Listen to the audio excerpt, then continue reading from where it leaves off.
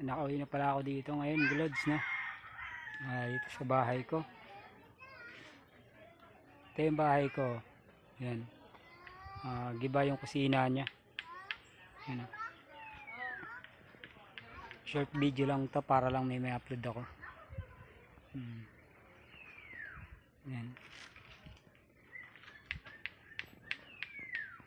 Init dito sobra. Ito mga Lods, oh.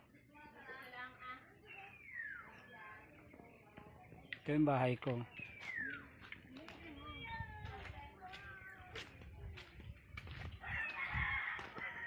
Ito yung loob niya, magulo.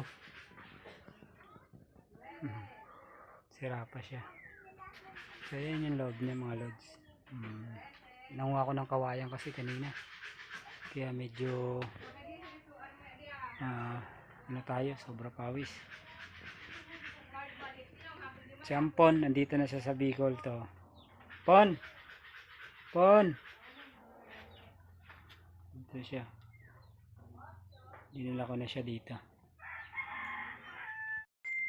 Pamalog.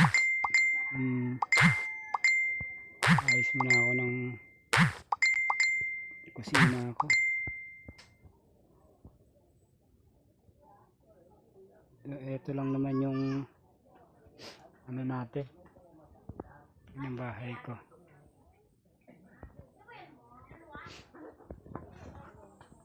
Yung bahay ko.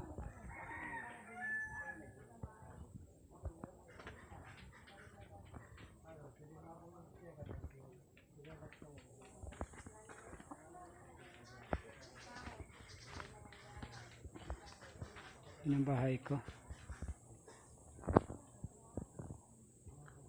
Guys, muna tayo ng kusina.